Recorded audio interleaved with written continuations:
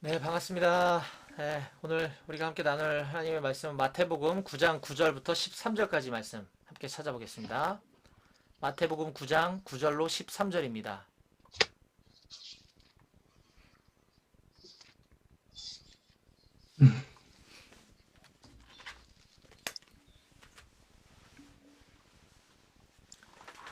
예, 찾으셨으면 한 목소리로 읽되 음소거 상태에서 그냥 한 목소리로 읽겠습니다. 이게 같이 읽으니까 속도가 늦어지더라고요.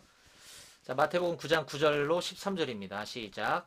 예수께서 그곳을 떠나 지나가시다가 마테라 하는 사람이 세관에 앉아 있는 것을 보시고 이르시되 나를 따르라 하시니 일어나 따르니라. 예수께서 마태의 집에서 앉아 음식을 잡수실 때에 많은 세리와 죄인들이 와서 예수와 그의 제자들과 함께 앉았더니 바리새인들이 보고 그의 제자들에게 이르되 어찌하여 너희 선생은 세리와 죄인들과 함께 잡수시느냐. 예수께서 들으시고 이르시되 건강한 자에게는 의사가 쓸데없고 병든 자에게라야 쓸데있느니라. 너희는 가서 내가 긍휼을 원하고 제사를 원하지 아니하노라 하신 뜻이 무엇인지 배우라. 나는 의인을 부르러 온 것이 아니요 죄인을 부르러 왔노라 하시니라. 아멘. 예, 오늘 말씀 위해서 제가 잠깐 기도하겠습니다. 사랑의 하나님 감사합니다. 오늘도 정한 시간에 우리 사랑하는 양재 비비비 우리 형제자매님들 한자리에 모여서 우리가 서로 말씀의 교제를 나누고 주님을 예배할 수 있도록 허락하시니 감사합니다. 아버지, 이 시간에 하나님의 말씀이 증거되어질 때 사람의 말로 받지 아니하고 우리 마음 가운데 우리의 심령의 변화를 일으키는 귀한 은혜의 말씀이 선포되어지는 시간 될 수 있도록 도와주시옵소서. 전하는 자의 모습은 없애주시고 오직 주님만, 오직 하나님의 능력과 영광과 성령의 충만함만 남을 수 있도록 허락해 주시옵소서. 오늘 이 시간 이후에 있을 모든 또 순모임 가운데 주님께서 예배하신 그 큰 은혜로 우리 모든 지체들에게 흘러갈 수 있게 도와주시고, 아직 상황과 환경에 의해서 함께하지 못한 지체들이 있다면 주님 그들의 상황을 열어주셔서 함께할 수 있도록 도와주시옵소서. 모든 것 주님께 맡겨드리고 감사드리며 예수님 이름으로 기도했습니다. 아멘. 예, 제가 작년 6월까지 사복음서에 기록된 메시지를 이렇게 연속 시대순으로 연속해서 나누다가 작년 6월쯤에 직장인이라면 다니엘처럼 이라고 하는 그 책자를 좀 나누고 싶어서 한 2, 3주면 끝날 줄 알았더니 이게 생각보다 길어지는 바람에 지금 작년 6월에 멈춘 사복음서가 지금 거의 근 9개월 만에 다시 이어서 좀 나누려고 합니다. 물론 이제 그 중간중간에 뭐 예레미야 개관, 뭐 베드로 전후서 개관, 레위기 개관, 2020년 또 사역 회고, 21년 사역 계획 등 뭐 이런 것들 이렇게 중간중간 하다 보니까 뭐 굉장히 많이 시간이 흘렀더라고요. 그래서 지금 저는 사복음서 시대순으로 이렇게 쭉 나누어 오고 있었고요. 지금 유대인들은 우리가 아는 것처럼 아직도 메시아가 오지 않으셨다라고 믿고 있죠. 그래서 유대교인들은 토라, 모세오경을 굉장히 중요하게 생각을 합니다. 그래서 심지어 자녀들에게 암송까지 시키고 이렇게 하잖아요. 그런 것처럼 유대교인들에게는 메시아가 오시지 않으셨기 때문에 신약이 의미가 없어서 토라오경, 모세오경을 이렇게 막 중요하게 다루는 것처럼 우리 예수 그리스도를 믿는 우리 개신교인들에게 있어서는 어쩌면 구원자 예수 그리스도에 대한 이야기가 가득 담긴 복음서야말로 우리가 그들보다 더 사모하고 갈망해야 되는 책이 아닌가. 물론 성경 66권이 다 중요하지만 그런 차원에서 이 복음서를 좀 나누겠다라는 마음이 좀 있었습니다. 근데 이제 이렇게 어떻게 보면 이 복음서가 의외로 생각보다 우리가 아는 얘기들이 다 조각조각 이렇게 있긴 하지만 그 책에 따라 마태복음, 뭐 누가복음, 뭐 요한복음, 마가복음 이 책에 따라 그 구성 목적에 따라 어떤 책은 시대순으로 배열이 되어 있는데 어떤 책은 또 어떤 주제별로 이렇게 또 에피소드들이 묶여 있어서 시간차가 이게 안 맞는 경우도 있고, 그래서 알긴 알지만 좀 복잡한 느낌이 있습니다. 이게 이때 일어나는 거야, 저때 일어난 거야, 막 이런 것들. 그래서 뭐 이것이 뭐 절대적이다, 완벽하다라고는 할 수 없지만 그래도 많은 학자들의 지지를 받고 있는 연대기 성경. 제가 자꾸 책 선전할 것 같은데 이 두란노에서 나온 연대기 성경이라고 하는 이 책, 이 성경책이 이제 성경을 66권을 시대순으로다가 이렇게 다 절별로다가 쪼개 놓고 같은 그 사건을 기록한 책들은 그 한 곳에 이렇게 모아놓고 배열을 다시 한 책이거든요. 그래서 여기 있는 시대를 많이 참고해서 좀 전하려고 합니다. 그러다 보면 이제 어떤 사건은 복음서 여러 곳에 중복돼서 기록되어 있는데 관점에 따라 왜 이런 차이가 발생했는지에 대한 부분도 우리가 알 수 있고, 또 어떤 거는 왜 여기서만 나오나 이런 부분도 우리가 좀 알 수가 있게 되고 하는 것이죠. 제가 옛날에 어렸을 때 책을 읽다 보면 분명히 한 마가복음, 누가복음쯤 가다 보면 이거 내가 읽은 것 같은데 내가 여기 안 읽었나? 하는 그런 느낌으로 이 성경을 읽었던 기억이 나요. 왜냐면 마태복음에 있었던 얘기가 마가복음, 누가복음에 또 읽고 있는데 저는 그거 모르고 내가 지금 읽은 데를 또 읽고 있는 건가? 막 이랬던 적이 있었던 것 같은 거죠. 그게 이제 그런 거라는 거죠. 그래서 이제 복음서를 쭉 나눠보려고 합니다. 보니까 제가 찾아봤더니 2018년 4월부터 나누기 시작했더라고요. 그래서 지금 만 3년이 지났는데 횟수로는 지금 오늘이 29번째 시간쯤 되고 있는 것 같습니다. 지난 6월에 마지막으로 전했던 말씀은 예수님께서 한 중풍병자를 고치는 장면이 있었습니다. 이 장면은 마태복음 9장 1절에서 8절에도 기록되어 있고요. 마가복음 2장 1절에서 12절에도 기록되어 있고 누가복음 5장 17절에서 26절에도 기록되어 있습니다. 예수님이 중풍병자를 고치시는 그 사건을 배경으로 무엇 때문에라고 하는 제목으로 제가 말씀을 나눴는데, 그때 한 세 가지 이제 주제를 가지고 나눴어요. 첫 번째는 예수님을 찾아가서 자기의 그 중병이죠, 중병을 고치기를 간절히 원했던 그 중풍병자가 그곳에 모여있던 무리들 때문에 예수님 앞에 나아갈 수 없었다. 따라서 혹여라도 한 영혼이 주님 앞으로 나아가는 데 있어서 이렇게 누구 때문에 그 일이 방해받는 일이 생겨서는 결단코 안 되겠다. 이런 부분들 우리가 좀 한번 생각해 봤었던 시간이 있고요.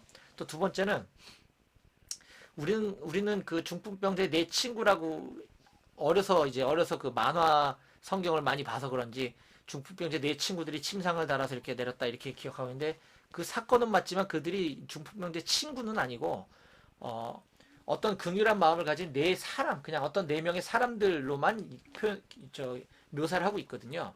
친구인지 아닌지 알 수는 없는 거예요. 하지만 그들은 긍휼한 마음이 있었다라는 거죠. 그래서 어떤 긍휼한 마음을 가진 사람들 때문에 이 간절히 주님을 만나기 원했던 그 한 영혼이 주님 앞으로 나아갈 수 있게 되었다. 아까 무리들과는 좀 대조적인 거죠. 이와 같이 우리 때문에 한 영혼이 직장에서 또 우리 가족 중에 우리 삶의 현장에서 한 영혼이 주님 앞으로 나올 수 있게 되기를 바란다, 이런 말씀을 나눴고요. 또 세 번째는 예수님의 사랑 때문에였습니다. 무엇 때문에라고 했을 때 첫 번째는 무리들 때문에, 두 번째는 긍휼한 마음을 가진 어떤 네 사람들 때문에, 때문에 목적은 다르지만 그 다음에 끝으로 예수님의 그 사랑 때문에. 저는 여기 있는 저와 여러분들도 예수님의 그 사랑 때문에 우리가 미약하지만 우리가 이렇게 복음을 전하는 것을 배우고 훈련받고 또 실제로 그런 삶을 살아가게 되었다라고 믿습니다. 예수님의 그 사랑 때문에 우리가 지금 이 월요일날 저녁 시간에 이 불편한 온라인 환경 가운데 우리가 여기 이렇게 모여있는 이유도 바로 예수님의 그 사랑 때문이라고 하는 것이죠.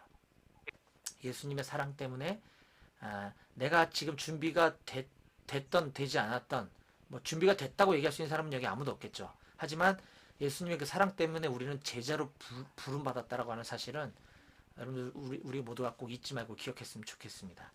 자, 그래서 이제 오늘 바로 그 부르심이라고 하는 주제를 가지고 오늘 말씀을 좀 이어가려고 하는 건데요. 나를 향한 부르심이라고 하는 제목으로 오늘 말씀을 좀 나누려고 합니다. 나를 향한 부르심. 네. 오늘 우리가 읽었던 아까 그 본문 말씀은 이것도 우리가 많이 아는 내용이죠. 예수님이 마태를 제자로 12사도 중에 한 사람으로 부르시는 장면입니다.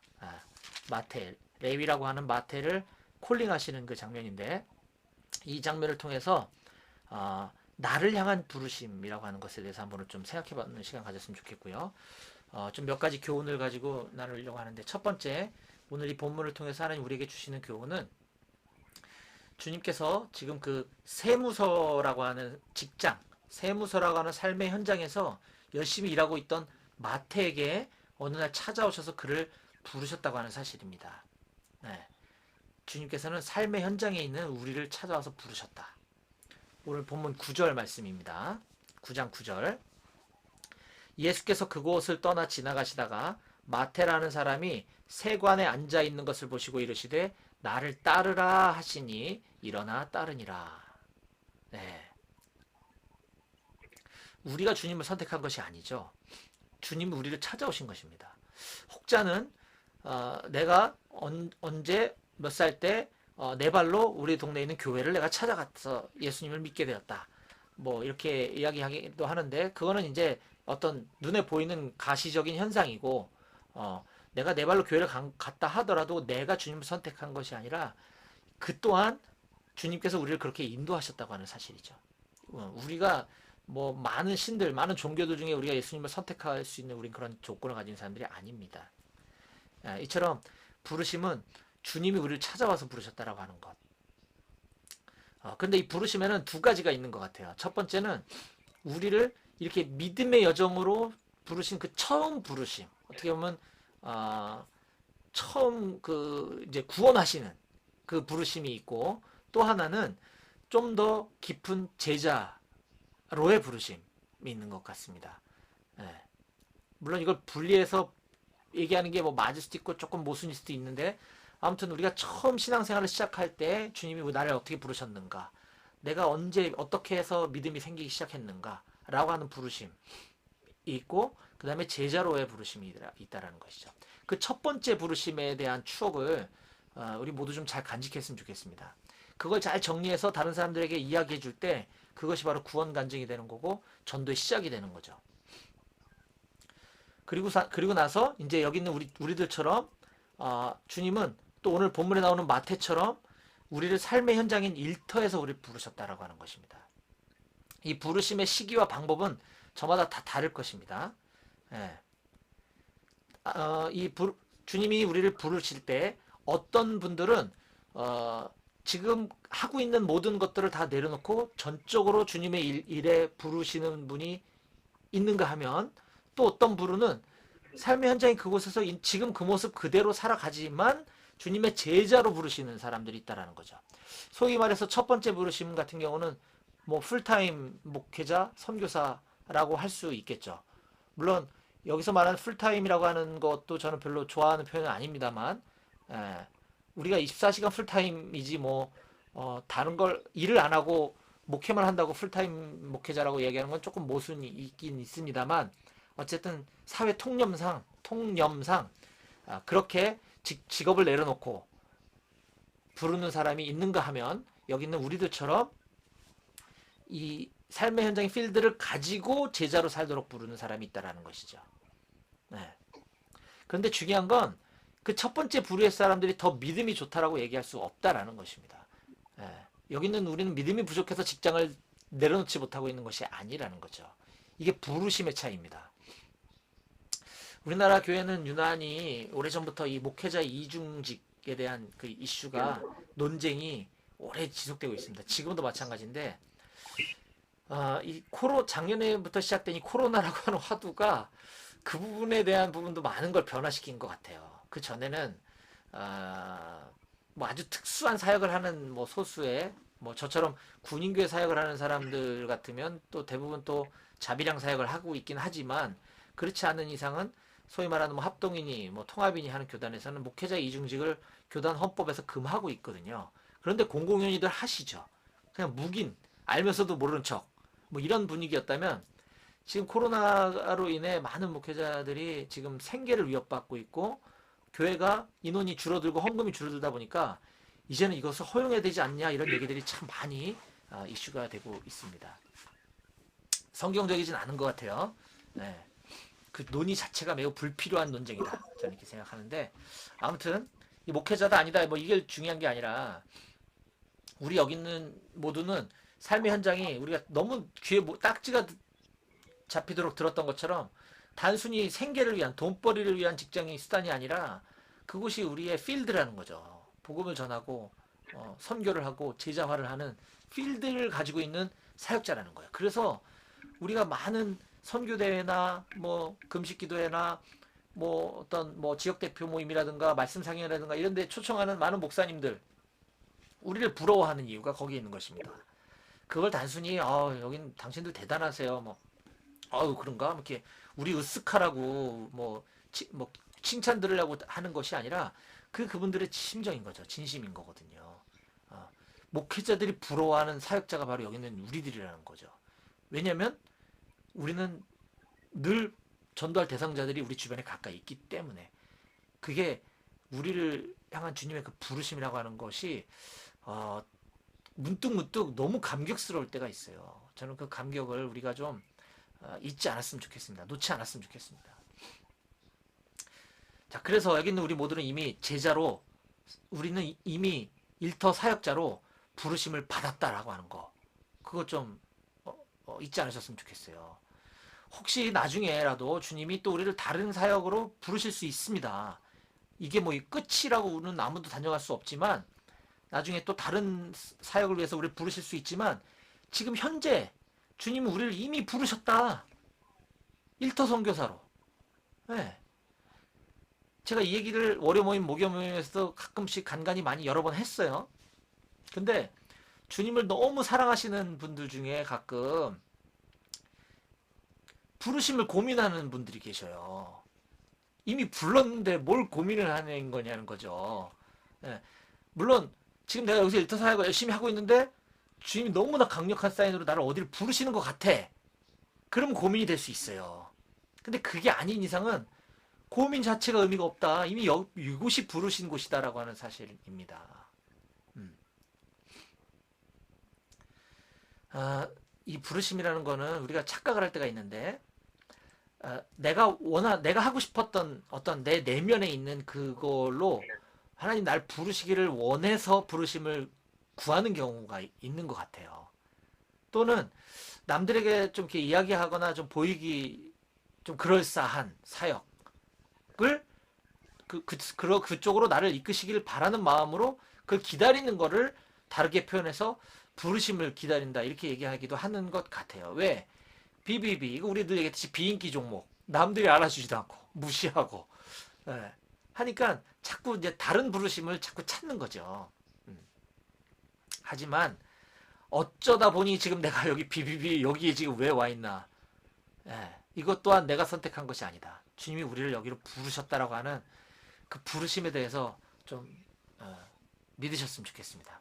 자, 두 번째로 오늘 우리에게 주시는 교훈은, 주님께서는 일꾼을 부르실 때 준비된 자들을 부르신다라고 하는 말을 우리가 자주 듣고 자주 쓰게 되는데, 그렇지 않은 경우가 훨씬 더 많다고 하는 사실입니다. 오늘 본문에 기록되어 있는 이 사건처럼, 오늘 본문의 주인공은 마태잖아요. 이 주인공을 표현하는 표현이 지금 누가복음과 마태복음이 약간 다른 경우를 보게 되는데, 누가복음 5장 27절 한번 좀 찾아서 읽어주시겠습니까? 누가복음 5장 27절 좀 한번 읽어주세요. 우리 승기령님이 빨리 찾아서 읽어주시더라고요. 보통 보면. 그 후에 예수께서 나가사 레위라 하는 세리가 세관에 앉아 있는 것을 보시고 나를 따르라 하시니. 네, 우리 양경자매님이 오늘 본문 마태복음 9장 9절을 한번 읽어주시겠어요? 9장 9절 마태복음. 예수께서 그곳을 떠나 지나가시다가 마테라 하는 사람이 세관에 세관에 앉아 있는 것을 보시고 이르시되 나를 따르라 하시니 일어나 따르니라. 거기서 약간 버퍼가 있어서 제가 받아 읽었습니다. 자, 같은 에피소드를 지금 마태와 누가가 조금 다른 표현을 쓰고 있어요. 마태는 마테라 하는 사람이 세관에 앉아 있었다 이렇게 얘기를 하고 있고요. 누가는 레위라 하는 세리가 세관에 앉아 있었다. 이렇게 얘기를 합니다. 저는 여기서 지금 이 마태복음은 마태가 쓴 책이지 않습니까? 자기가 자기 얘기를 지금 쓰고 있는 거잖아요. 그렇죠? 예. 마태가 자기 자신의 그 부르심에 대한 장면을 기록할 때, 이 사람의 심경이 이랬을 것 같다라는 게 조금 느껴졌어요. 자, 의사인 의사는 과학자잖아요. 누가는 과학자답게 이 중요한 팩트를 놓치지 않고 그거를 콕 집어서 정확하게 전달합니다. 기록을 합니다. 마태의 본명은 레위였었고 그는 세리였었다. 이렇게 정확하게 독자들에게 알려주고 있는 반면에 마태는 자기 자신을 가리켜서 자기 자신을 쓰면서 차마 거기다 세리라는 말을 못 쓰고 싶었던 것 같아요. 네. 왜냐하면 당시 세리는 우리가 아는 것처럼 죄인 취급당하는 직업이었기 때문이죠. 왜 세리가 죄인이었냐면 당시 로마 정부는 세금을 걷어들이기 위해 그 세금을 걷어들이는 대행자들을 이렇게 정해줬다고 합니다. 그런데 그 국민들에게 세금을 걷어서 정해진 일정액만 로마 정부에다가 내면 되고 나머지는 네가 알아서 먹어 이렇게 한 거예요. 근데 그게 세율이 또 정해져 있는데 당시에 수입과 수출품에 대한 세금을 2.5%에서부터 15% 사이 구간에서 마음대로 정할 수 있었다고 합니다. 2.5부터 15%까지. 대부분 15%를 하지 않았을까 싶어요. 그럼 거기에 정해진 금액만 로마에 내고 나머지 내가 먹는 거니까. 이런 식으로 자기 동족에 대해서 세금을 일종의 돈맛을 알게 함으로 인해서 친로마파, 친일파를 만들려고 했던 전략이었던 거죠. 그러다 보니 이 세리들에게는 그 외에도 뭐 항만세니, 도로세니, 뭐 우마차세니 이런 세금들도 자기 마음대로 정해서 막 걷어들일 수 있는 권한이 주어졌습니다. 그야말로 합법적인 테두리 안에서 법적인 울타리 안에서 얼마든지 자기 동족에게 착취를 할 수 있었던 직업이었던 거죠. 오늘날 세무서 이런 게 아닌 거죠. 그래서 그 세리들은 자기들의 민족과 신앙을 배신한 매국노로 이렇게 취급을 당하고 있었습니다. 그래서 심지어 유대법에 의하면 세리들은 회당에도 들어올 수 없다라고 돼 있었고, 그리고 어떤 분쟁이나 조정이 있을 때 증인을 세웠지 않습니까? 그때 증인으로 참여할 수도 없었다고 합니다. 세리는. 이처럼 도둑, 뭐 강도, 살인자와 같이 취급당하는 게 세리였는데 마태는 지금 예수님을 만나고 나서 이전의 삶을 다 접고 예수님의 제자로 온전히 다 헌신을 해버리잖아요. 그래서 자기가 세리였다라는 말을 차마 쓰지 못하지 않았을까? 이런 생각을 좀 해보게 됐습니다. 자, 그러면 오늘 두 번째 아까 제가 주제라고 말씀드렸던 것처럼 마태는 제자가 될 수밖에 없었던 어떤 조건을 미리 잘 준비되어 있어서 그를 예수님이 불렀냐 하는 것입니다. 그렇지 않죠. 근데 우리는 가끔 그런 얘기를 자주 듣는 것 같아요. 준비된 사람을 쓰신다. 물론 내가 나를 경건을 단련하기 위해서 준비해야겠다라고 이렇게 하는 건 좋습니다만 그걸 일반화 객관화시켜서 준비된 사람을 쓰시지 주님은 너 같은 사람을 안 써. 이렇게 얘기하는 건 틀린 말이다라는 것이지. 왜냐면 이런 내용을 책이나 이런 설교에서 심심치 않게 자주 듣게 되거든요. 그렇게 따지자면 여기 있는 저와 여러분들은 뭐가 있어서 주님이 우리를 부르셨나요? 일터선교사로? 그렇지 않잖아요. 그죠? 예. 뭐 준비가 됐다 안 됐다 이거에는 그 이면에는 우리가 은사나 달란트에 대한 부분들이 좀 숨어져 있는 것 같아요. 그러면 대략 이 부분에 대해서 한 두 가지 정도의 답이 있는데 하나는 나는 어떤 부분에 대해서 나는 은사가 있어. 나는 하나님이 나를 스포츠로 준비시키셨어. 나는 뭘로 준비시키셔서 나는 이쪽으로 하나님이 쓰실 것 같아. 나는 찬양의 은사가 있어서 나는 하나님이 찬양 사역자로 쓰실 것 같아. 이런 게 있는 거죠. 그 맞나요, 그게? 하나님이 그렇게 준비시키셔서 쓰려고 했다면 오늘 본문의 마태는 뭔가요? 그렇죠? 베드로는요? 네. 12명의 제자들 거의 대부분 뭐가 준비되어 있어서 주님이 쓰신 게 아니라는 겁니다. 네. 이런 우리가 알게 모르게 갖고 있는 우리의 이런 잘못된 지식들, 어떤 착각들 때문에 지금 내가 있는 이 자리가 부르심의 자리라는 것을 미처 깨닫지 못하는 거예요. 그래서 내가 하고 싶은 거, 내가 자신 있는 거, 그걸로 부르실 때까지 기다리고 있고 그게 아니면 안 부르셨다라고 믿는 거죠. 또 다른 부류의 사람들은 아마 많은 분들이 거기에 해당될 것 같은데, 나는 아직 아무런 준비가 되어 있지 않아서 주님 나를 안 쓰시는 것 같아. 이렇게 생각하는 분들이 또 많은 것 같아요. 나는 아직 뭐, 나는 뭐 직장 선교사 이건 나는 아직 준비도 안 돼요. 난 아닌 것 같아. 이런 분들이 많은 것 같아요. 예. 여기에도 또 다른 모순이 있습니다. 아까 얘기했던 것처럼, 내가 뭔가 준비를 해야 된다라는 생각이 깔려 있는 거예요. 거기에는 내가 어떤 걸 하고 싶다라는 것이 전제되어 있는 거죠. 그러나 나의 어떠함, 나의 재능, 뭐 이런 거와 상관없이 지금 현재 스코어로 주님은 우리를 이미 부르셨다. 그런데 나중에 또 다른 곳으로 부르실 수도 있다. 이것만 우리가 명심했으면 좋겠어요. 예수님께 부름받은 12명의 사도들에 관한 이야기는 뭐 베드로 정도만 그의 나중에 사역이 어떠했고 그가 어떻게 해서 어떻게 뭐 이런 이야기들을 우리가 좀 들어서 알고 있지. 다른 사도들은 대부분 예수님 승천 이후에 그들이 어떤 곳에 가서 얼마나 화려한 사역을 펼치다가 얼마나 많은 열매를 거뒀다라고 하는 것을 성경은 증언해 주지 않고 있거든요.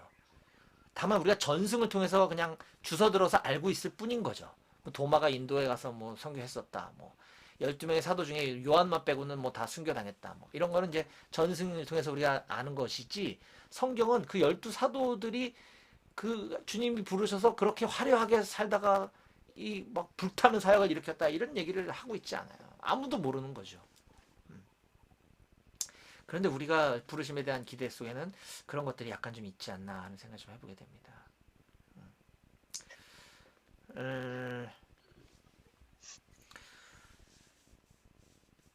마지막으로 오늘 본문에서 또 우리가 얻을 수 있는 교훈은 한 가지 좀 제가 더 나누고 싶은 게 있는데 10절 말씀을 한번 좀 보겠습니다. 제가 읽어보겠습니다. 10절입니다. 예수께서 마태의 집에서 앉아 음식을 잡수실 때에 많은 세리와 죄인들이 와서 예수와 그의 제자들과 함께 앉았더니, 네. 지금 그 사람들이 상종하기조차 싫어했던 그 매국노, 죄인, 친일파, 친로마파인 그 세리의 집에서 예수님이 식사를 초대받고 거기에 자리하고 계신 것을 보게 됩니다. 저는 여기서 많은 세리와 죄인들과 함께 예수님이 식사를 하셨다, 이거에 주목하고 싶은 것이 아니라 도리어 그 불편한 자리에 예수님의 제자들이 함께하고 있었다라고 하는 걸 좀 관찰할 수 있었습니다. 다시 읽어보겠습니다. 10절. 예수께서 마태의 집에 앉아 음식을 잡수실 때에 많은 세리와 죄인들이 와서 예수와 그의 제자들과 함께 앉았더니, 그 자리에 예수님의 제자들도 함께 앉아 있었다라는 거죠. 이처럼 부르심을 받은 예수님의 제자인 우리 모두는 우리가 원치 않아도, 우리가 하고 싶지 않은 일도, 내가 가고 싶지 않은 일도 그 자리에 함께 있어야 한다는 것입니다. 사랑하는 여러분, 옛날에 우리 모임에서 전도 실천사역 가자는 얼마나 가기 싫었습니까? 자꾸 모임에서 뭐 나와라 뭐 하면 얼마나 불편했습니까? 그쵸? 순장 모임 나와라, 월요 모임 늦지 말고. 오늘 그래 제가 지난주에 월요 모임 시작할 때 너무 인원이 적다고 광고 시간에 말씀드렸더니 오늘 그래도 아까 시작할 때 한 20명 정도 일찍 시간 맞춰서 오셨더라고요. 너무 감사해요. 이런 얘기 하는 사람도 불편하거든요. 근데 듣는 사람도 더 불편하잖아요. 하지만 우리가 불편하더라도 그렇게 해야 되는 게 제자라는 거죠.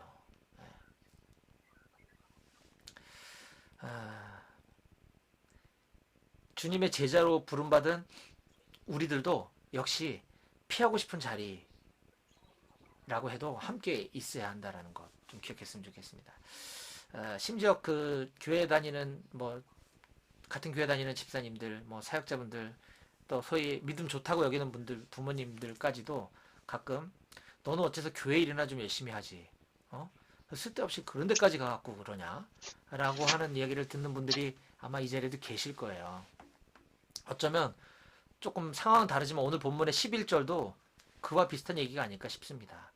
바리새인들이 보고 그의 제자들에게 이르되 어찌하여 너의 선생은 세리와 죄인들과 함께 잡수시냐? 너네는 왜 거기 있냐? 라는 거죠.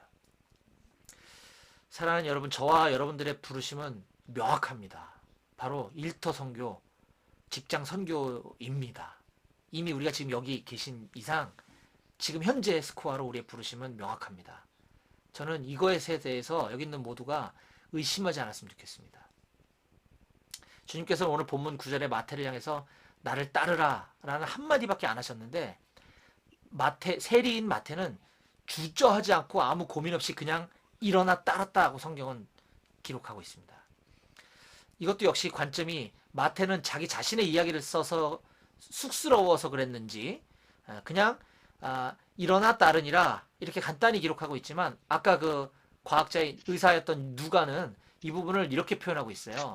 누가복음 9장 28절인데 그가 모든 것을 버리고 일어나 따르니라. 마태는 주님이 나를 따르라 그러니까 일어나 따르니라 이렇게 했지만, 누가는 그가 모든 것을 버리고 일어나 따르니라 라고 표현하고 있습니다. 사랑하는 여러분, 지금 나의 어떠함과 상관없이 주님의 제자로 따라가시겠습니까? 질문입니다. 따라가시겠습니까? 끄떡끄떡. 예, 근데 4분의 3은 얼굴이 안 보여요. 제가 다 어디 가셨어? 아니, 다 어디 가셨나? 사진만 보여요. 예. 지금 내가 뭘 생각하고 있던 상관없이 주님의 부르심에 귀 기울이시겠습니까? 그렇다면 우리 내일부터 다시 시작했으면 좋겠습니다. 우리 삶의 현장인 일터에서, 우리 직장에서, 우리 마을에서 우리 이웃들에게 예수님을 소개합시다. 이제 다시. 다른 부르심 뭐 없나? 하지 말고요. 내 순장님과 함께 서로 고민하고 나누고 기도하고 격려하면서 이 길을 묵묵히 걸어가는 우리 모두가 되시기를 주님의 이름으로 간절히 축원합니다. 아멘. 기도하시겠습니다.